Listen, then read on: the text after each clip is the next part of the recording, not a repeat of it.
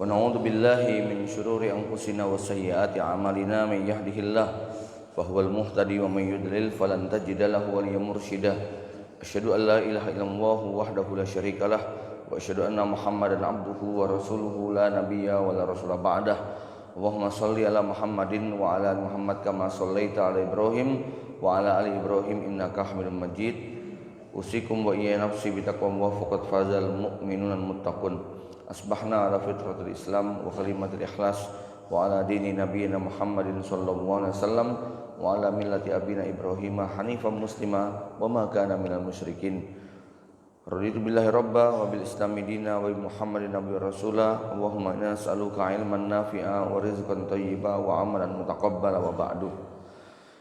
Jamaah salat subuh, Bapak Ibu yang dirahmati Allah Subhanahu wa taala. Alhamdulillah pagi ini kita kembali berkumpul dalam majelis dengan nikmat dan karunia yang diberikan pada kita. Mudah-mudahan Allah berikan banyak kebaikan dan rahmat di dalamnya. Salawat dan salam semoga terlimpah curahkan pada baginda Nabi Muhammad SAW, juga pada keluarga, kerabat, sahabat dan para pengikutnya yang setia kepada syariatnya sampai kiamat. Mudah-mudahan kita termasuk yang mendapatkan syafaatnya di yaumul hisab. Tema kita adalah tentang ayah pembangun peradaban. Tadi malam kita sudah berbincang tentang salah satu peran strategis seorang bapak. Ya. Ada ungkapan al-ummu madrasatul ula. Ibu itu adalah madrasah pertama, tempat untuk memberikan pendidikan. Wal abu mudiruha, tapi sang ayah itu adalah arsitek atau mudirnya, kepala sekolahnya. Ya. Bangunan sekolah yang bagus, kalau kemudian tidak ada manajer atau direktur atau kepala sekolah yang memiliki kapasitas dan otoritas, maka dia adalah bangunan semata. Tapi kalau kemudian ada manajer yang mengelola dengan sebaik-baiknya, output yang diluluskan dari lembaga tersebut adalah output yang nanti akan memberikan banyak manfaat. Maka semua kembali kepada siapa perancangnya, siapa kepala sekolahnya, ya. Dan peran seorang bapak juga digambarkan dalam sebuah bangunan mirip seperti pilar. Jadi ayah ini adalah pilar, di mana kalau sebuah bangunan temboknya mungkin runtuh, kemudian jendelanya mungkin ada yang lepas, masih bisa disebut bangunan. Tapi ketika pilarnya ini sudah retak, apalagi patah, maka potensi yang muncul adalah reruntuhan. Ya, ini peran strategisnya orang tua. Nah, menjadi ayah ini sebuah keniscayaan dalam fase perjalanan hidup manusia. Kita tentu tidak ada yang berniat untuk lompat dari kanak-kanak menjadi kakek-kakek tanpa melewati fase sebagai seorang bapak.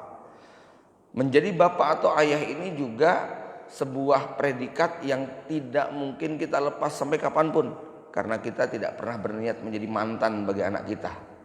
Ini sebuah predikat yang melekat sampai kita meninggal dunia. Usia kita yang terbatas, waktu kita yang sangat terbatas, inilah yang menuntut kita untuk kemudian merumuskan apa yang hendak kita lakukan supaya ya faedah, manfaat bisa dikurangi sedikit ya. Faedah yang bisa kita dapatkan ini adalah faedah yang berkelanjutan. Ya. Sehingga perlu kita pikirkan pada saat kita menjadi orang tua, ya.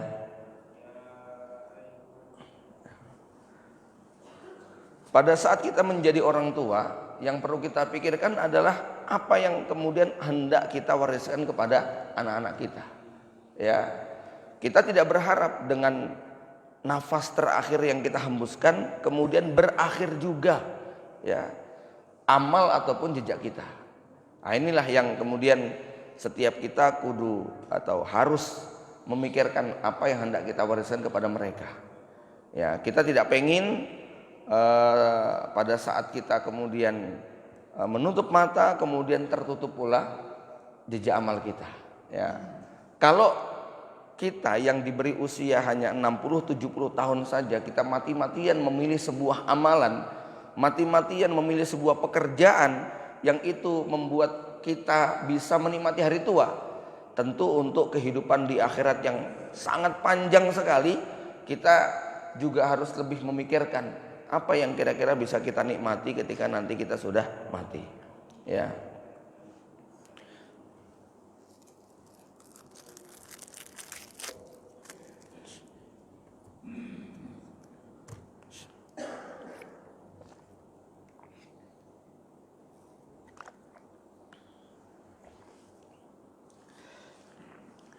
Bapak Ibu yang dirahmati Allah, poin yang kedua, tabiat nafsu, ya, setiap anak Adam ini adalah menjerumuskan kepada keburukan. Tapi tabiat dasar atau fitrah setiap manusia itu adalah tauhid dan kebaikan. Rasulullah SAW mengingatkan kullu mauludin yuladu alal fitrah. Pada dasarnya setiap anak kita ini basisnya adalah kebaikan, basisnya adalah fitrah, fitrahnya adalah tauhid. Nah, apa yang kemudian membuat anak tadi melenceng menjadi Yahudi, menjadi Nasrani atau menjadi Majusi? Rasul menyebutkan fa'abawahu, bapak dan ibunya. Jadi mudahnya begini Bapak Ibu.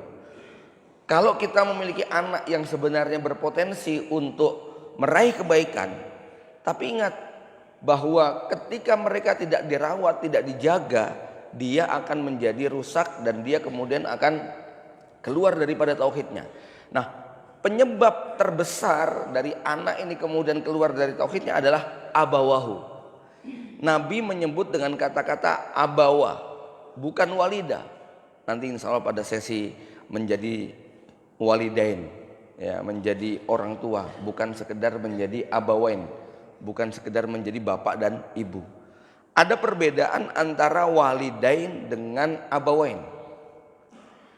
Ketika berbicara tentang kebaikan, maka doa yang kita ucapkan adalah Rabbighfirli wali walidayya. Tapi ketika berbicara tentang kerusakan, Nabi mengatakan apa? Fa'abawa. Nabi enggak mengatakan fawalida. Ya. Yang didoakan oleh anak soleh itu adalah walid, bukan abun. Ada dua makna. Pertama, abawa itu menunjukkan bapaknya dulu, baru ibunya. Jadi kalau ada kata-kata kedua orang tua, yang dimaksud adalah ayah dan ibu, bahasa Arabnya adalah abawa, bapakku dan ibuku. Ya. Ketika anak itu menjadi Yahudi, menjadi Nasrani, menjadi Majusi, maka penyebabnya adalah bapak. Tapi ketika anak kita soleh, solehah, nurut, taat, doanya anak apa? Rabbighfirli wali walidayya. Ya, walidayya itu ibu dan bapak. Karena walid itu artinya orang tua, walid itu yang ngeluarin anak. Namanya adalah, yang dikeluarkan adalah anak. Ya, yang mengeluarkan namanya walid. Walid ini walaupun artinya bapak, tapi dalam konteks ini ya dia lebih melekat kepada ibu, karena ibulah yang memiliki rahim dan kemudian melahirkan.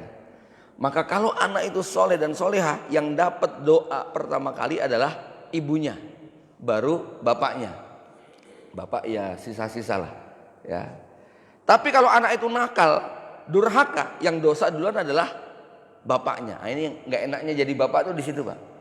Kalau anak kita nurut, solehah, nurut, taat, soleh, yang dapat doa adalah ibunya, baru kemudian bapaknya. Tapi kalau anak kita nakal, durhaka, yang dosa adalah bapaknya. Ini ya. Ya.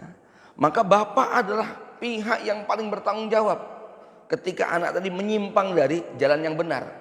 Nabi menyebutkan fa'abawahu, maka bapaknya dan ibunya yang menyebabkan anak tadi keluar menjadi Yahudi atau menjadi Nasrani atau menjadi Majusi. Jamaah rahimakumullah. Maka di sini seorang bapak yang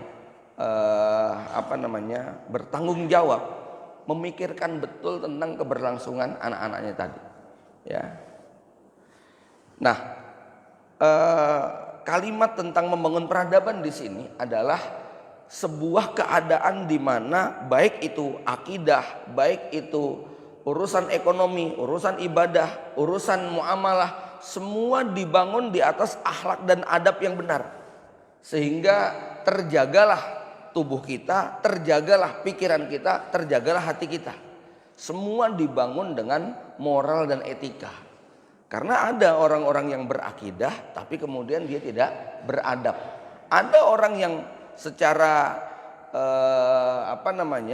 secara muamalah dia jujur, amanah, tetapi perilaku jujur dan amanah yang tidak dibungkus dengan adab dan moral ini juga bisa menyakitkan. Ya, orang ini barangkali secara ibadah luar biasa, tapi ketika kemudian tidak dikemas dengan adab, ya, maka ini juga akan merusak. Orang membangun gedung bertingkat, orang memiliki banyak sekali karya-karya yang sangat mengagumkan, tapi kalau tidak dibungkus dengan akhlak dan adab, maka pasti yang muncul adalah kezaliman dan ketidakadilan. Maka membangun peradaban yang menjadi tugas orang tua ini memastikan bahwa kelak anak keturunannya ini ketika dia membangun apapun atau menghasilkan karya apapun tidak keluar dari yang namanya adab dan akhlak tadi. Maka nggak berlebihan kalau Rasul kemudian mengatakan bahwa tidak ada di akhirat kelak yang lebih memperberat timbangan amal kebaikan seseorang daripada adab dan akhlak yang baik. Karena memang akidah tanpa adab, ibadah tanpa adab, muamalah tanpa adab, ekonomi tanpa adab, semua itu akan menjadi rusak. Ya, Bapak Ibu yang dirahmati Allah Subhanahu Wa Taala. Nah, bagaimana kemudian kita mampu mengantarkan anak-anak kita sampai pada adab yang baik, pada sebuah peradaban yang kemajuannya bukan hanya sekedar material, tapi juga di luar materi. Allah titipkan anak-anak kita dengan kualitas yang berbeda-beda. Salah satu definisi pendidikan itu adalah seni memperhatikan objek didik dengan segala kelebihan dan kekurangan yang Allah titipkan. Maka ada 3 bentuk revolusi pendidikan yang ini harus kita berikan kepada anak-anak kita. Ya. Pertama, bahwa Rasulullah SAW mengatakan, Allahumma inna nas'aluka ilman nafi'ah. Dalam hadis lain disebutkan juga khairukum anfa'ukum linnas. Ya. Berarti hal yang harus kita tanamkan kepada anak-anak kita adalah agar mereka senantiasa mempelajari ilmu-ilmu yang bermanfaat. Ya. Coba kalau kita renungkan dari mulai TK, SD, SMP, SMA sampai kuliah, berapa prosentase ilmu yang tidak kita praktekkan dalam kehidupan kita dibandingkan dengan ilmu yang kita praktekkan. Ini realitasnya sangat timpang, Pak, ya. Kita banyak sekali menghabiskan hal-hal yang tidak memberikan efek kebaikan pada kehidupan kita, terutama setelah kita menjadi orang tua. Jadi begini, kita ini sekolah pada jurusan-jurusan tertentu, ya. Tapi ingat, begitu kita masuk umur 23, 24, 25 sudah berstatus sebagai orang tua. Ya. Sayangnya ilmu yang kita pelajari untuk hal-hal yang sifatnya sekunder jauh lebih banyak daripada ilmu-ilmu yang kita pelajari pada hal-hal yang sifatnya primer. Menjadi orang tua itu kan primer. Ya. Anda nggak salah kalau nggak jadi PNS, Anda nggak salah kalau nggak jadi TNI, Anda nggak salah kalau nggak jadi pedagang, Anda nggak keliru kalau nggak menjadi petani, nggak jadi pebisnis, boleh kok. Tapi kita nggak boleh nggak jadi bapak, itu nggak boleh, wajib gitu deh. Jadi bapak itu wajib, fase kehidupan yang tidak bisa dihindari, ya, dengan profesi apapun. Tapi faktanya ilmu untuk menjadi bapak yang baik ini tidak kita temukan dalam lembaga pendidikan kita. Ilmu tentang menjadi suami yang teladan ini juga nggak kita lihat dalam kurikulum kita. Ya, maka kalau seandainya itu realitanya, maksud saya Anda menyaksikan anak-anak kita nggak belajar tuh ilmu jadi bapak, ilmu jadi suami, itu nggak nggak mereka dapatkan di lembaga pendidikan, berarti itu dikembalikan lagi kepada kita. Ya, saya teringat ada satu klien kami yang kalau dari sisi pendidikan adalah S3, doktor, dosen yang sangat berpengalaman. Tapi dalam persoalan keluarga KDRT yang dialami luar biasa.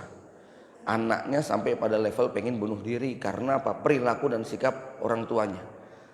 Artinya apa? Jenjang akademik setinggi apapun yang dicapai tidak menjamin bahwa dia mampu menjadi seorang bapak yang baik kalau tidak belajar tentang dunia menjadi bapak.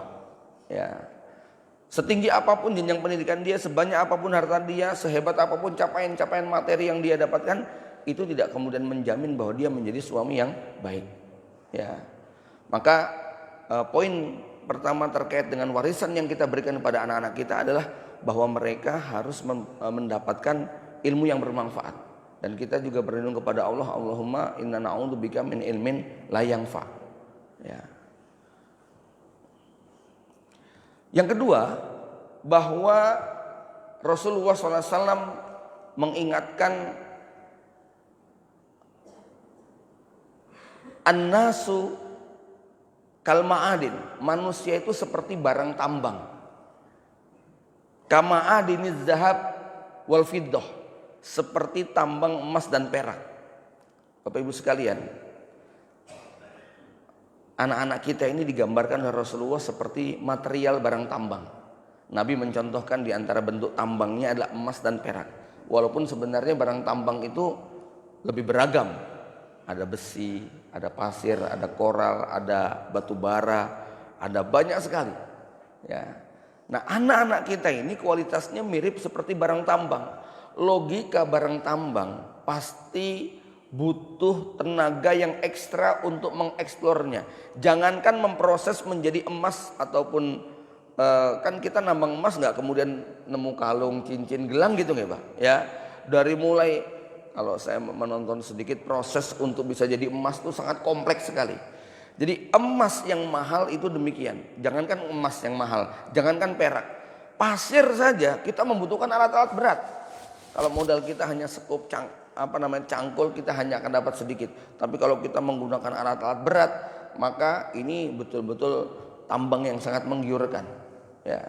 Jadi untuk menambang batu dan pasir yang nampak kelihatan tidak butuh proses macam-macam, itu saja kita butuh modal yang sangat luar biasa.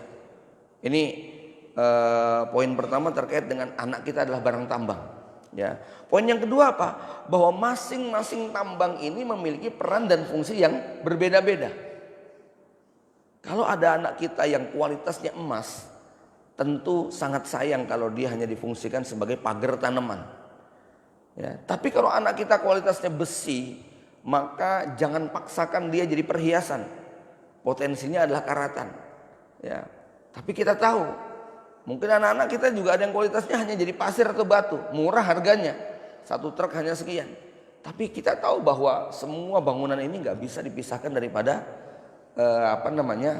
batu, pasir tadi ya.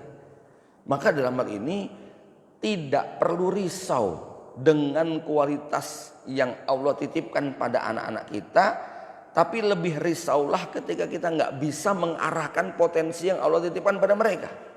Ya. Kenapa? Ada satu riwayat ya terkait dengan bagaimana besok kita di surga, di mana ahli sholat akan masuk surga dari pintu sholat, ahli puasa akan masuk surga dari pintu babu royan, ahli sedekah akan masuk pintu dari babu sedekah. Waktu itu Abu Bakar As-Siddiq bertanya, ya Rasulullah, ada nggak orang yang bisa masuk surga dari semua pintunya? Kata Rasulullah, ada. Dan aku berharap engkau termasuk yang akan mendapatkannya. Ya, para ulama menjelaskan hadis ini dengan kalimat begini, kita nggak mungkin bisa jadi kayak Abu Bakar, yang ininya bagus, ibadahnya bagus, ini semuanya nggak mungkin. Kita itu biasanya hanya diberi satu atau dua kelebihan yang menonjol. Nggak mungkin semuanya istimewa, itu nggak mungkin. Sehingga menjadi tugas kita adalah expert pada satu dua bidang yang memang Allah titipkan. Untuk mendapatkan amalan istimewa, kita harus mengerti apa potensi yang Allah titipkan kepada kita. Karena nanti akan sangat bermasalah ketika kemudian kita diberi kekuatan besar, kemampuan besar, tapi yang kita lakukan itu bukannya jelek, bukannya tidak baik, cuman ini kita akan kehilangan manfaat yang besar. Seorang dokter ahli bedah, ahli tulang, ahli kandungan memilih pekerjaan menjadi tukang dan kuli bangunan itu nggak dosa, tapi tentu saja akan mengecewakan banyak orang karena harusnya dia bisa mengerjakan yang lebih istimewa. Sama anak-anak kita yang Allah titipkan kepada kita, kalau kemudian kita nggak mampu mengarahkannya kepada job yang tepat, maka seperti ilustrasi tadi, harusnya dia punya potensi istimewa, tapi kemudian hanya melakukan hal yang biasa-biasa saja. Ya, jemaah yang dirahmati Allah, maka ini lagi-lagi menjadi tugas orang tua untuk mengarahkan mereka. An-nasu ma'adin. Nah, yang bikin kita jengkel, yang bikin kita marah itu karena kita barangkali nggak mengerti bahwa bahan ini fungsinya adalah untuk sesuatu tadi. Kalau kita umpamakan anak kita seperti wadah, ada yang kualitasnya seperti seloki, ada yang kualitasnya seperti cangkir, ada yang gelas besar, biasa, ada yang gelas besar, ada yang baskom, ada yang tandon. Ya. Kalau anak kita kualitasnya seperti tandon air, diisi berapapun barangkali nggak ada masalah. Tapi ada anak kita yang kualitasnya seloki gitu Pak, baru dituang sudah tumpah. Ya. Kita mungkin jengkel, kamu tuh baru kayak begini saja kok kemudian tumpah, nggak mampu memikul. Ya, padahal seloki ini paling dicari kalau kita nongkrong di kafe gitu Pak. Maka tugas pekerjaan orang tua adalah menempatkan tadi. Anda nggak perlu marah ketika ada anak kita yang hafalannya bebel gitu ya. Ya, nah, kita ini kadang-kadang Pak suka nggak bisa membedakan antara terobsesi dengan terinspirasi gitu loh. Kalau terobsesi itu biasanya tidak sadar diri, tidak sadar posisi, sekaligus tidak sadar raih gitu kalau orang Jawa bilang ya. Tapi kalau orang terinspirasi, dia pasti sadar diri, sadar posisi dan sadar tentang keadaan diri dia. Ya. Sehingga sebutlah misalnya Anda berkunjung ke rumah seorang ikhwan, anaknya ada 8, hafidh Quran semuanya. Pasti kalau pulang ke rumah kita ngobrol sama istri, Masya Allah ya. Lalu yang muncul adalah nafsu, gimana anak kita juga jadi kayak begitu. Padahal anak kita tiap hari hobinya main bola, main voli, kegiatan fisik, main nongkrongnya di gym begitu ya, bukan di majelis taklim Mbak. Ya, lalu kita paksakan dia yang sekali lagi tadi, ini besi nih bukan emas kan gitu. Ya, kita paksakan dia mengambil peran emas tadi. Boleh jadi potensi stresnya tinggi.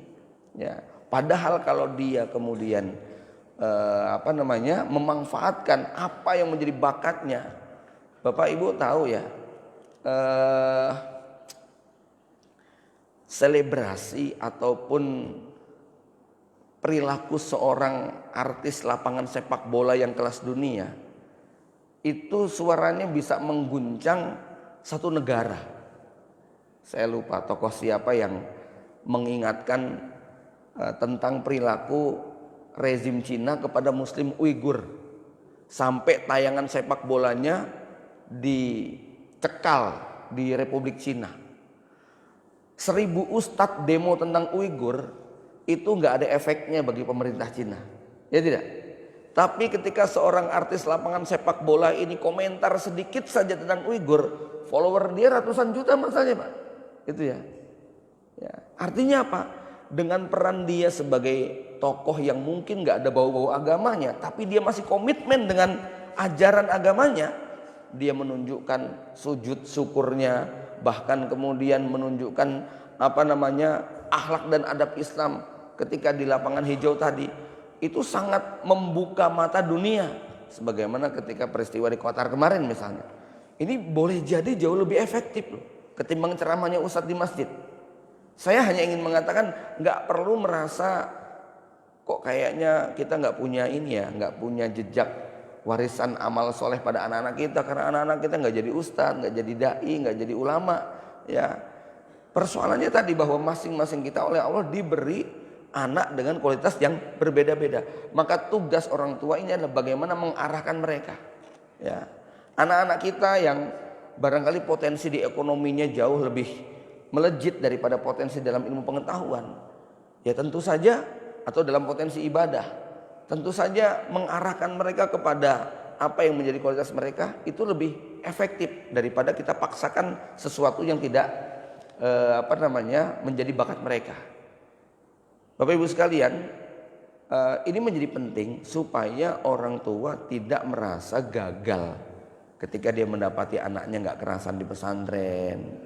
Ya, dia terinspirasi awalnya ketika mendengarkan kajian tentang pentingnya punya anak sebagai pewaris Nabi, pentingnya punya anak menjadi guru atau murabi, pentingnya.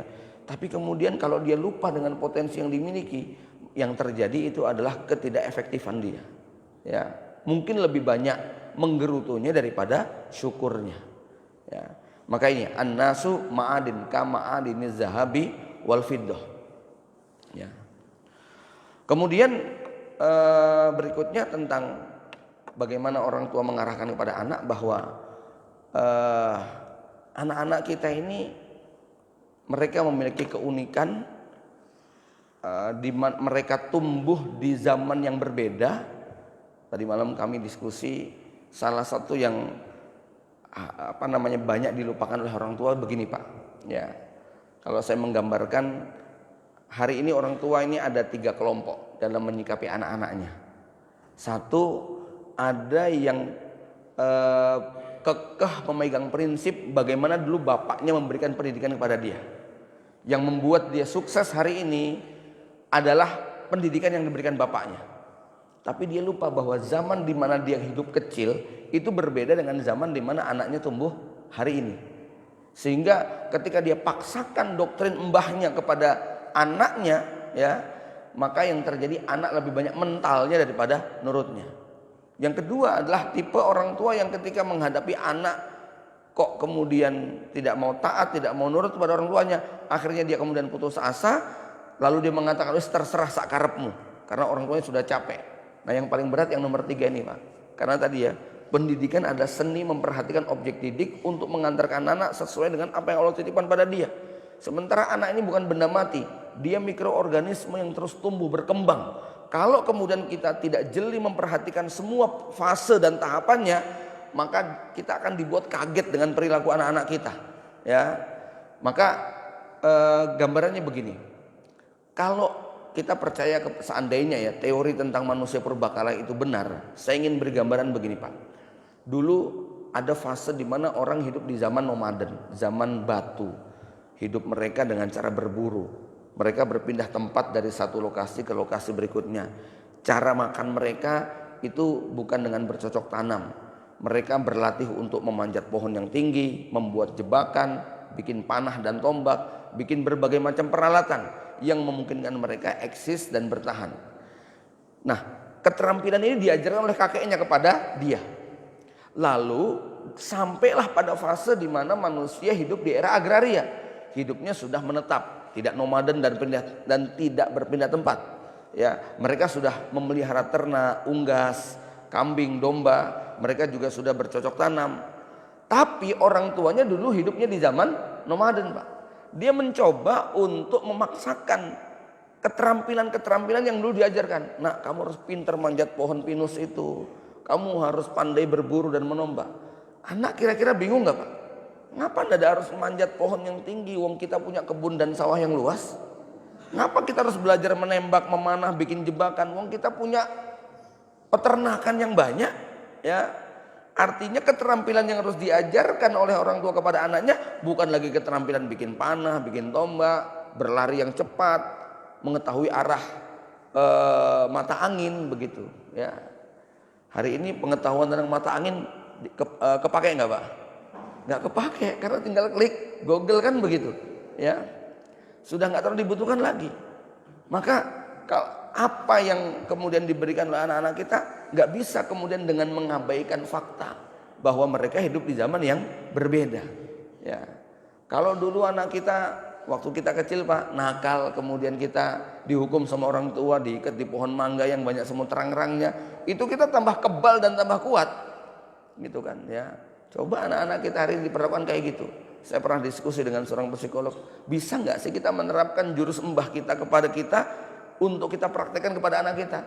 Nggak bisa. Asupannya itu beda gitu Pak, ya. Konsumsinya itu bahan baku anak kita beda gitu loh. Mesinnya beda sehingga Pak, bahan bakarnya juga sudah berbeda. Kalau kemudian kita paksakan dengan jurus yang sama, ya, dengan mengabaikan improvisasi dan perubahan-perubahan, ya siap-siaplah kemudian kita akan menghadapi perlawanan dan pembangkangan pada anak-anak kita.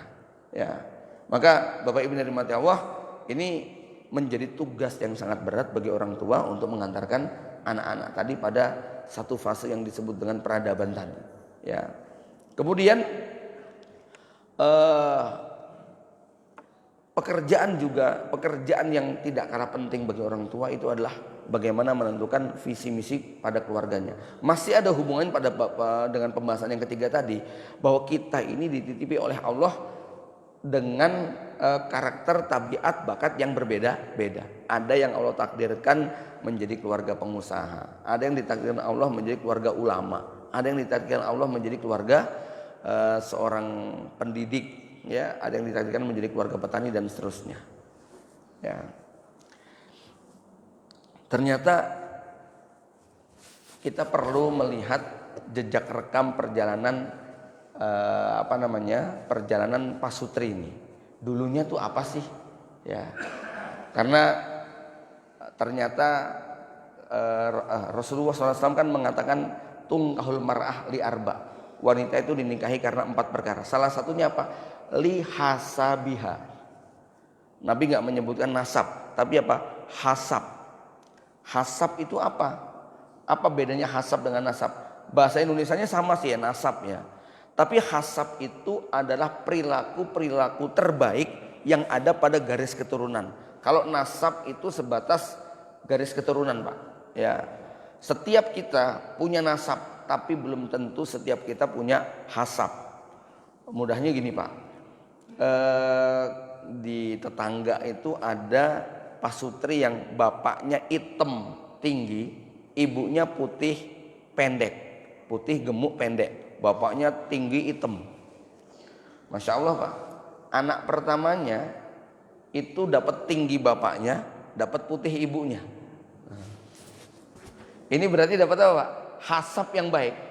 Anak kedua dapatnya kebalik, dapat pendek ibunya, dapat hitam bapaknya. Gitu. Nah, ini yang namanya satu nasab beda nasib, gitu Pak ya. Ya.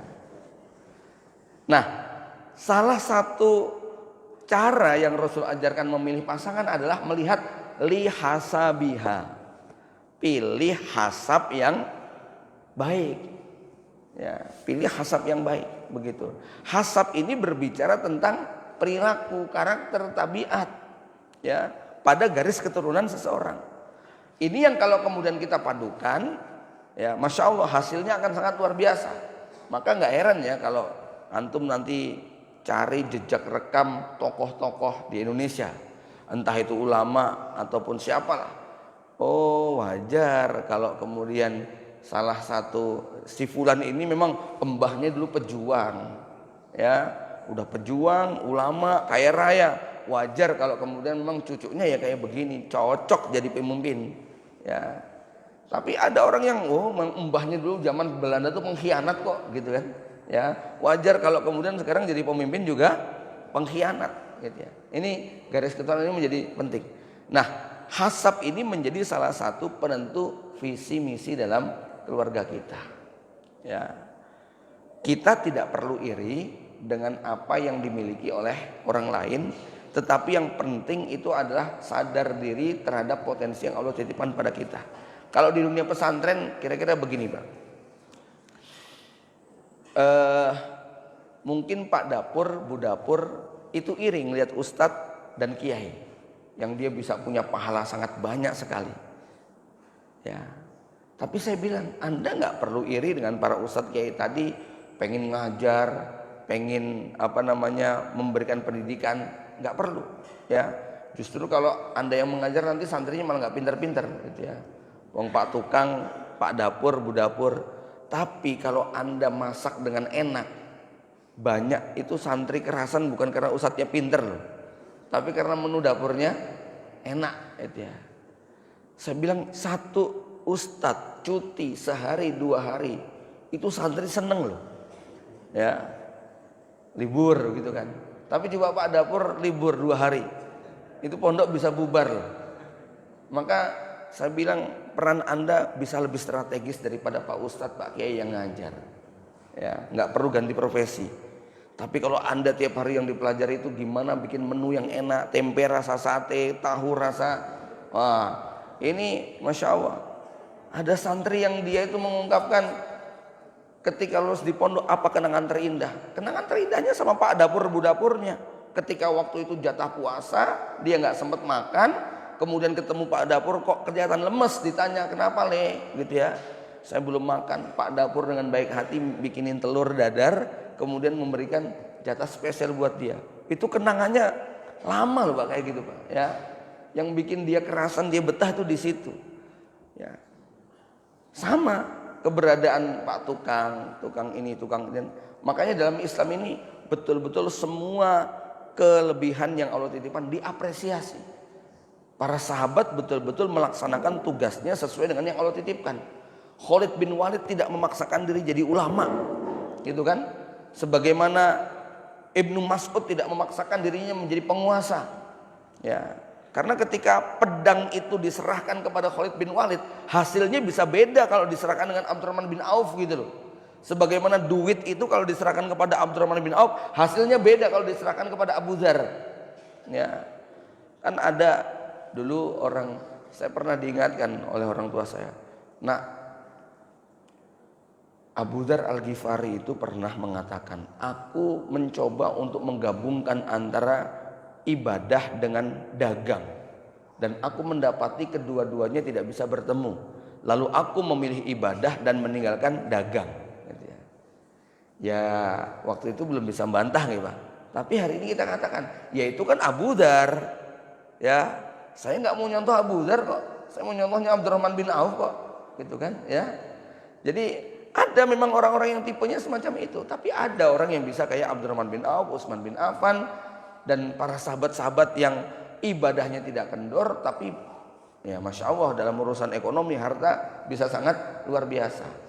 Ya, Bapak Ibu yang dirahmati Allah Subhanahu Wa Taala, singkatnya bahwa ini pekerjaan yang tidak bisa kita berhenti sesaat pun. Ya, karena anak-anak kita terus tumbuh kembang dengan segala perubahan, dan kalau hari ini saja kita merasa sudah amat sangat berat sekali menghadapi tingkah pola anak-anak kita, saya nggak membayangkan bagaimana besok anak-anak kita menghadapi generasi setelahnya.